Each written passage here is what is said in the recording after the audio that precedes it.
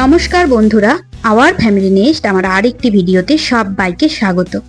তো বন্ধুরা, সামনেই তো কালী পুজো এসে গেল।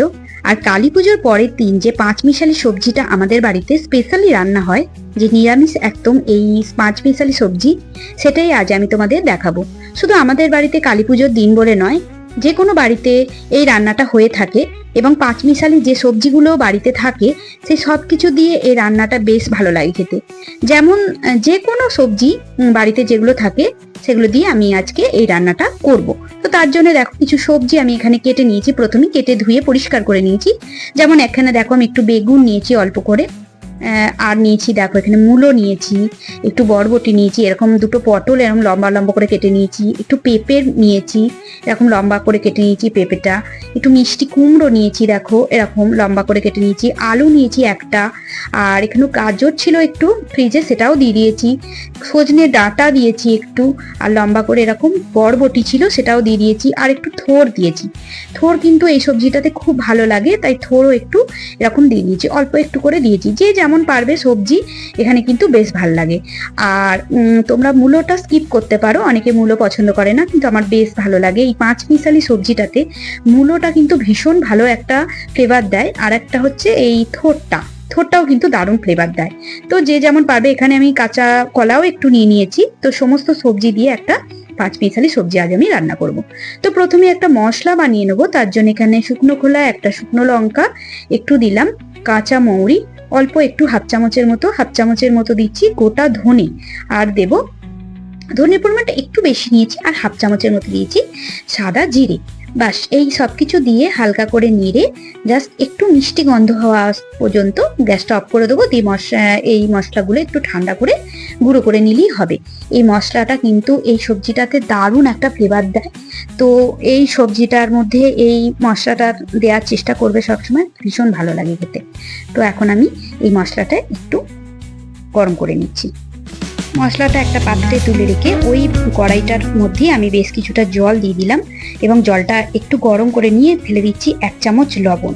কারণ এখানে যে কাঁচকলা আর থোড়টা কেটে রেখেছিলাম সেটা একটু হালকা ভাপিয়ে নেব। আর কাঁচকলাটা একটু ভাপিয়ে নেওয়ার কারণ হচ্ছে কাঁচকলাটা থেকে কষ বেরোয়, তাই তরকারিটা যাতে কোনোভাবে কালো না হয়ে যায় তার জন্য একটু হালকা আমি নুন জলে ভাপিয়ে নিচ্ছি। আর এতে চটকে যে ইয়েটা ছিল থোড়টা, সেটাও আমি দিয়ে দিলাম। থোড়টা একটু ভাপিয়ে নেবো, হালকা একটু ভাপিয়ে নেবো, দিয়ে এটা জলটা ফেলে দেব।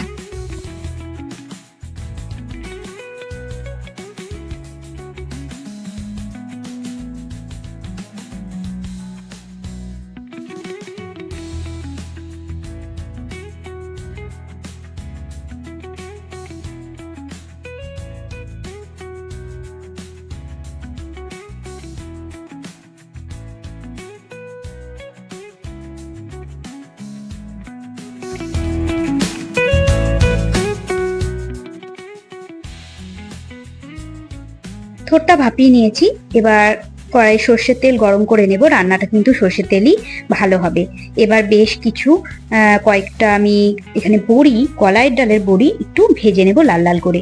এই রান্নাটা অবশ্যই কিন্তু বড়ি ব্যবহার করতে হয়, আর আমাদের বাড়িতে তো এই বড়িগুলো দেওয়া হয়েই থাকে। তো বড়িটা হালকা করে লাল লাল করে একটু ভেজে নেব প্রথমেই। তো বড়িটা এখন আমি ভেজে নিচ্ছি।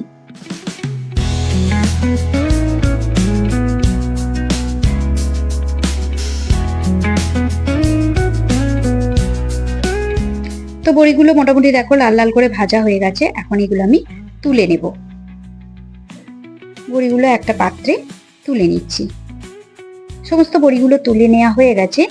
ওই তেলের মধ্যেই আমি সবজিগুলো এবার হালকা একটু ভেজে নেব। সমস্ত সবজি একসঙ্গে দিয়ে দেব, দিয়ে হালকা একটু নেড়ে চেড়ে ভেজে নেব।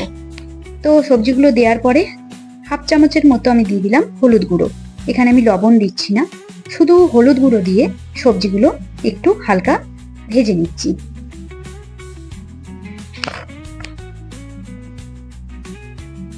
ভীষণই পুষ্টিকর একটা খাবার, আর খেতেও ভীষণ ভালো লাগে। আর সারাদিন উপোস করে আগের দিন কালী পুজোতে থাকি আমরা, তো পরের দিন এই সবজিটা তো থাকেই আমাদের। যে কালী পুজোর পরের দিন যে খাবারটা থাকে, ভাত আমরা দুপুরবেলায় যে খাই তার সাথে, আর থাকে নিরামিষ পাঁঠার মাংস।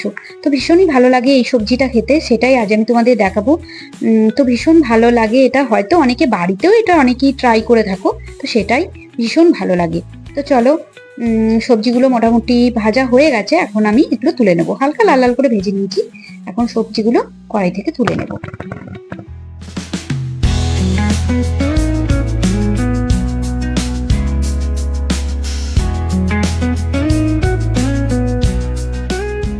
সবজিগুলো ভেজে তুলে নিয়েছি। ওই কড়াইয়ের মধ্যে আরো একটু সর্ষের তেল আমি অ্যাড করলাম। এবার ফোড়ন দিয়ে দিতে হবে। ফোড়নের জন্য এখানে দেবো 5 ফোড়ন। 5 ফোড়ন দিয়ে দিলাম 2 চামচের মতো, আর দিচ্ছি একটা শুকনো লঙ্কা হাফ অংশ, আর দিচ্ছি 2টো ছেঁড়া তেজপাতা। এবার দেব একটু হিং। হিং কিন্তু মেন উপকরণ এই ফ্লেভার দেওয়ার জন্য, হিং কিন্তু বেশ কিছুটা আমি দিলাম, হাফ চামচের মতো। এই রান্নাটাতে কিন্তু কোনো মশলা সেরকম ভাবে ব্যবহার হয় না, সামান্য একটু আদা বাটাই দেওয়া হয়। তো একদমই মশলা লাগে না, জাস্ট সবজিগুলোতে এই ফোড়নটা দিয়ে ভালো লাগে, ফোড়নটা দিয়ে রান্না হয়ে থাকে। তো এখন আমি দিয়ে দিলাম এখানে একটা গোটা টমেটোকে কেটে দিয়ে দিলাম। তো টমেটো দিয়ে ভালো করে ফোড়নের সাথে একটু ভালো করে নাড়াচাড়া করে নিচ্ছি।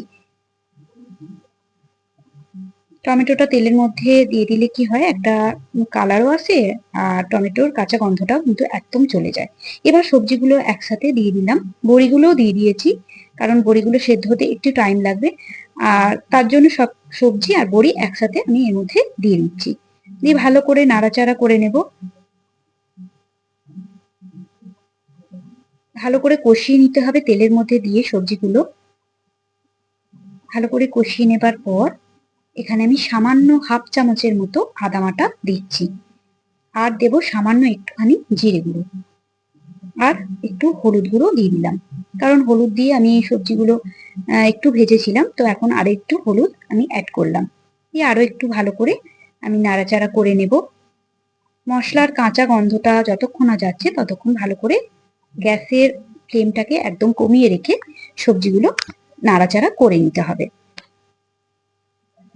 তো মোটামুটি সবজিগুলো হালকা নাড়াচাড়া করে নিয়েছি এখন। এবার লবণ দিয়ে দিচ্ছি ওপর থেকে, লবণ ছড়িয়ে দিলাম, স্বাদ মতো লবণ দিয়ে দিতে হবে। যেহেতু এটা নিরামিষ রান্না, একটু টেস্টের ব্যালেন্সের জন্য মিষ্টি তো দিতেই হচ্ছে, তাই একটু সামান্য হাফ চামচের মতো চিনি দিয়ে দিলাম। দিয়ে আরো একবার ভালো করে সবজিগুলোর সাথে এই নুন মিষ্টিটা কষিয়ে নিতে হবে, ভালো করে কষিয়ে নেব। তেল ছেড়ে আসা অবধি ভালো করে কষিয়ে নিচ্ছি, এবং অবশ্যই বলবো গ্যাসের আঁচটা কিন্তু কমিয়ে রাখবে। মোটামুটি এটা হয়ে গেছে, দেখো কষানো মোটামুটি। এবার জল দিয়ে এটা সেদ্ধ করে নিলেই কিন্তু হয়ে যাবে।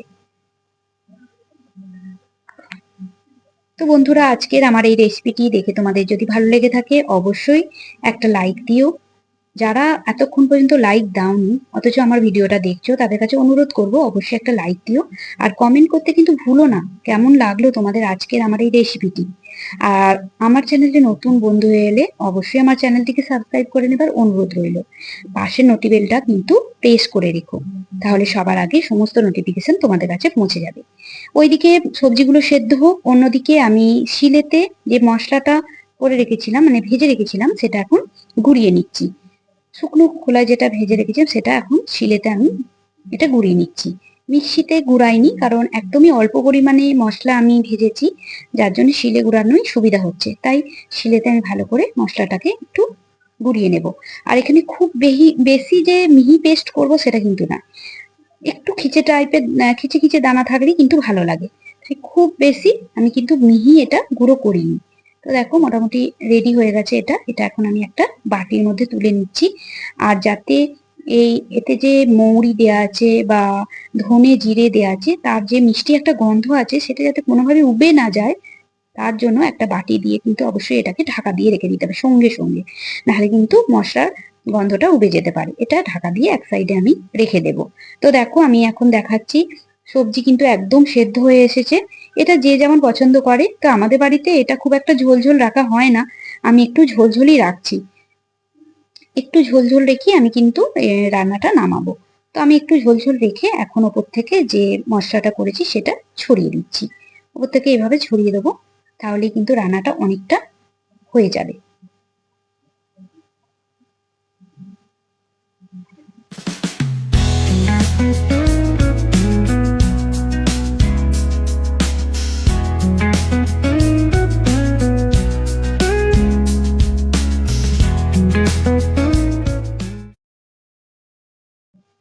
পাঁচ মিশালি সবজি আমার একদম রেডি। এবার আমি সার্ভ করে নেব গরম গরম ভাতের সাথে। তো এতক্ষণ ধরে যেসব বন্ধুরা ধৈর্য সহকারে আমার এই রেসিপিটি দেখলে তাদেরকে অনেক অনেক ধন্যবাদ জানাবো। আর যেসব বন্ধুরা আমার চ্যানেলে আমার ভিডিওগুলো ধৈর্য সহকারে প্রতিদিন দেখো এবং প্রতিদিন সুন্দর সুন্দর কমেন্ট করো, তাদের অনেক অনেক ধন্যবাদ জানাই। এইভাবে তোমরা যদি আমার পাশে থাকো তাহলে আমি অনেক দূর এগিয়ে যেতে পারবো। তাই তোমাদেরকে অনেক অনেক ধন্যবাদ। সবাই ভালো থেকো, এইভাবে আমার পাশে থেকো। আজকে এই পর্যন্ত, দেখা হচ্ছে অন্য একটা ভিডিও নিয়ে, অন্য একটা রেসিপিতে। তো চলো তাহলে আসি, এই পর্যন্তই রইলো তোমাদের সাথে। ধন্যবাদ বন্ধুরা।